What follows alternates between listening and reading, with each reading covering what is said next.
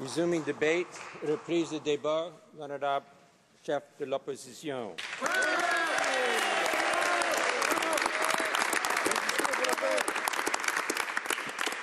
Merci, Monsieur le Président. In 2004, the then opposition leader, today the Prime Minister, joined with Jack Layton in calling for a change to the standing orders of the House of Commons. They agreed that all MPs should be allowed to vote on any Canadian participation in armed conflicts. In 2006, the Conservative Party platform pledged, and I quote, to make Parliament responsible for exercising oversight over the conduct of Canadian foreign policy and the commitment of Canadian forces to foreign operations. You might notice it doesn't say to some foreign operations. There are no conditions, there are no exceptions. It doesn't say to combat missions ill-defined or not defined. In 2007, the Conservative speech from the throne, most formal form of address in our Parliament, reiterated, quote, our government has made clear to Canadians and our allies that any future military deployments must also be supported by a majority of parliamentarians. And you know how parliamentarians express their voice, Mr. Speaker, through a vote in this House. And in 2009, the Prime Minister declared unequivocally that his government would henceforth, again I quote, require that military deployments, any military deployments, would be supported by the Parliament of Canada. I listened with great interest as the Member of Parliament for Westmount Ville-Marie and after him the Liberal member for Vancouver Quadra expressed their unconditional support for what the government was doing. The only problem is we don't know what those troops are being asked to do on the ground. Reference back to last week's hearings in committee, of course, provide no information whatsoever. And I was gobsmacked to hear the minister evoke weapons of mass destruction. I had a feeling I had gotten into a time machine as the Conservatives were groping for a way to explain this thing. Then we just heard the parliamentary secretary say, with incredible arrogance, that they'll let us know when the 30 days are up. In other words, their timing is up to them. The contents of the mission will never be discussed in this House. And those who have been elected to represent Canadians will not be allowed to vote. The NDP does not accept this as Canadian power.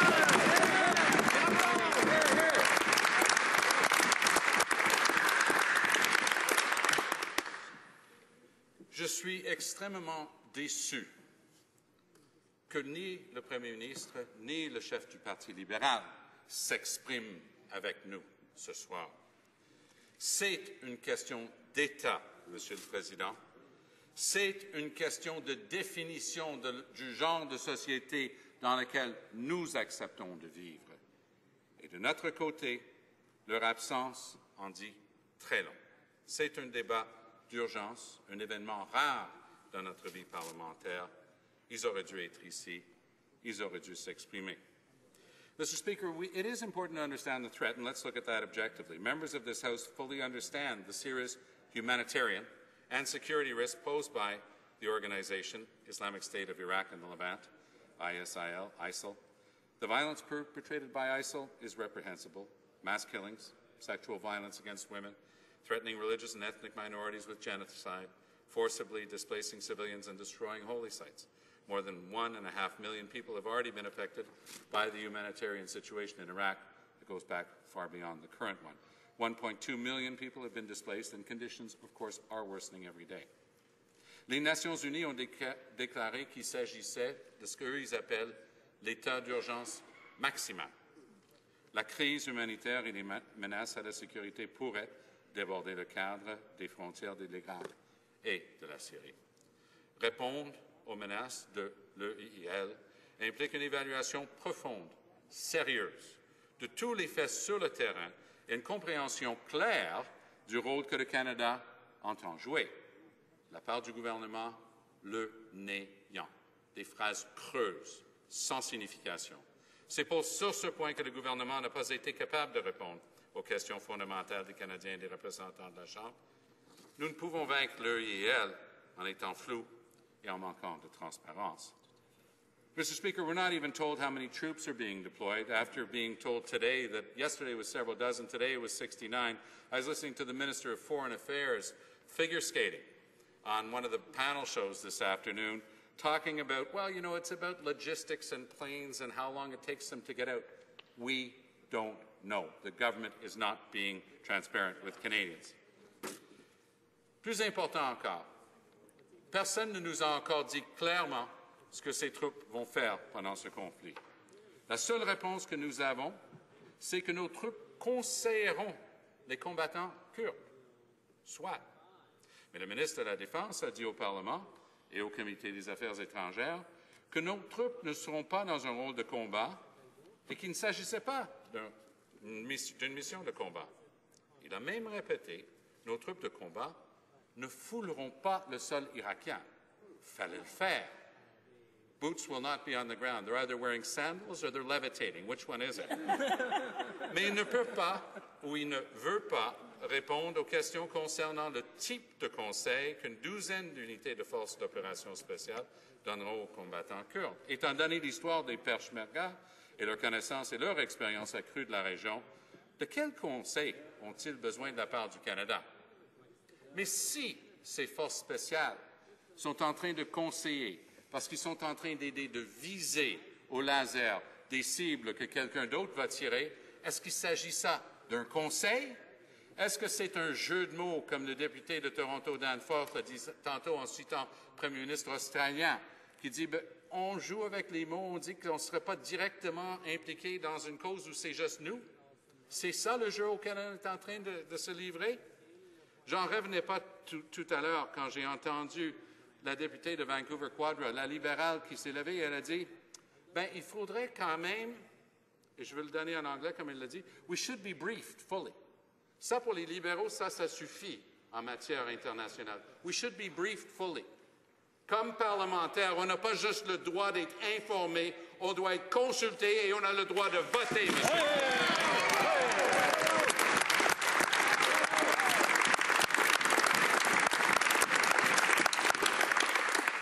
The government says it will reassess our contributions in 30 days. We're not told what criteria they've used for the reassessment. And after all, this initial contribution was made at the request of Americans based on their assessments.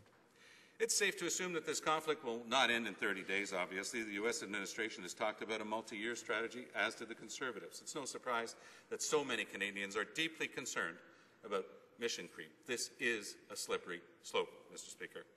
These are serious strategic questions that need to be answered. You know, the lack of focus is not benign, especially when we enter the theater of war in a region marred by decades of conflict. If the government is incapable of answering basic strategic questions about its military commitment to Iraq, then how are Canadians to know what it was doing, and how are they to believe the information they're being given? It's quite clear from what we've heard tonight that they don't know what they're doing. And still, it's committing us to a conflict that will expand. That's why it's essential for the government to present a clear motion in the House that outlines the details of Canada's commitment to Iraq. Now, I said that the way it was meant. It is the government's responsibility, because I also heard the Minister of Foreign Affairs tonight saying it was the opposition's responsibility to bring it to a vote. Oh, we can with an opposition day. But tonight we were supposed to get clear information and answers to our questions, and we've gotten nothing. Canadians don't know any more about this mission.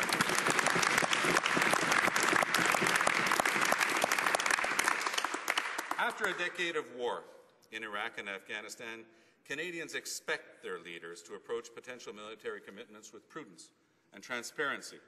That's why Canadians will be deeply disappointed that the Prime Minister and Liberal leader did not participate in tonight's emergency debate. Now, we can all remember, back in 2003, the current Prime Minister, who at the time served as opposition leader, was so keen to join the U.S. military involvement in Iraq. He even penned an op-ed in an American paper bemoaning Canadian opposition to the war. We all remember that. Maybe the minister was hoping he'd get special bonus points for mentioning weapons of mass destruction tonight. Frankly, I think he's only embarrassed himself and his government.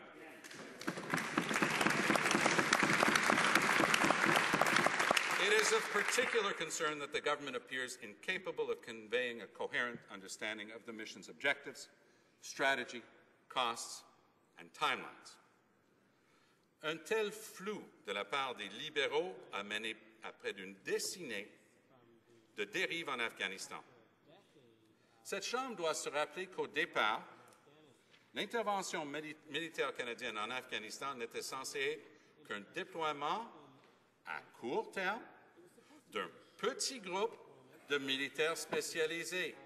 Ça vous dit quelque chose, Monsieur le Président? Cette mission avait également été lancée dans un flou semblable et sans qu'un débat ne soit tenu à la Chambre des communes.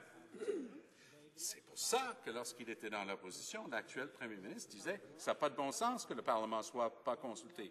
Mais j'imagine, comme on dit, « that was then, this is now ». Une décennie plus tard, un autre gouvernement risque de répéter les erreurs du passé en engageant le Canada dans une mission militaire en Irak cette fois-ci, sans avoir défini clairement le mandat des membres des forces canadiennes et sans avoir obtenu l'approbation du Parlement canadien.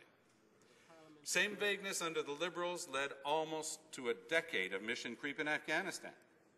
This House has to recall that Canada's involvement in Afghanistan also began with what was supposed to be a short-term deployment of a small group of Special Operations Forces. That mission also began under a veil of secrecy and without a debate and a vote in the House of Commons.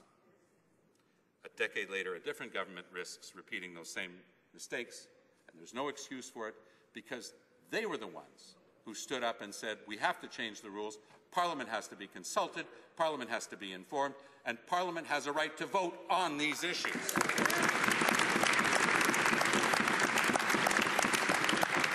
Now, there are clear humanitarian needs, and when it comes to the humanitarian needs on the ground and Canada's expertise in addressing these needs, there is no vagueness. Our foreign affairs critic was in Iraq just 2 weeks ago. Officials in Baghdad and in Erbil asked Canadian parliamentarians for a contribution to their humanitarian needs. Interestingly enough, Mr. Speaker, there was no request for Canadian military involvement in the conflict. We've called on the government to contribute to the United Nations appeal for aid to meet the needs of the internally displaced in Iraq. Winter's coming, and we have models from other countries like Norway that have sent in massive supplies to help. Nous avons pressé le gouvernement de contribuer à contrer la violence sexuelle. La représentante spéciale du secrétaire général chargée de la question des violences sexuelles a signalé de très nombreux actes de violence, dont des actes de violence sexuelle contre les femmes, les filles, les garçons, membres des minorités irakiennes. Le Canada pourrait affecter des fonds pour répondre aux besoins spéciaux des victimes de ces violences sexuelles. Nous avons demandé au gouvernement de veiller au respect du droit humanitaire international et de veiller à ce que les responsables de ces crimes de guerre soient jugés. Malgré les promesses du gouvernement, nous attendons toujours qu'ils agissent dans la matière. Nous devons continuer d'accorder une attention particulière à la crise des réfugiés syriens, qui a déjà eu des grandes répercussions en Jordanie et en Turquie, qui, eux, sont en train de faire leur part. Malheureusement, on ne peut pas dire la même chose du Canada sous ce gouvernement conservateur qui ne fait rien. Mr. Speaker, there are too many unanswered questions about this government's approach to Iraq. We need immediate action on the humanitarian front. We need prudence and transparency on the military front. Tonight's debate cannot meet these objectives since the government still refuses to present a motion that clearly outlines the objectives, parameters, and timelines of this mission. The Prime Minister must keep his promise to Canadians and put this military deployment to a democratic vote of Canada's Parliament. Monsieur le Président, trop de questions demeurent sans réponse en ce qui concerne l'approche de ce gouvernement par rapport au déploiement des troupes canadiennes en Irak. Le Premier ministre doit tenir les promesses qu'il a faites aux Canadiens et soumettre cette question à un vote en Chambre. En l'absence d'un vrai débat, en absence de réelle information, personne de responsable peut appuyer cette mission en Irak, Monsieur le Président. Merci beaucoup.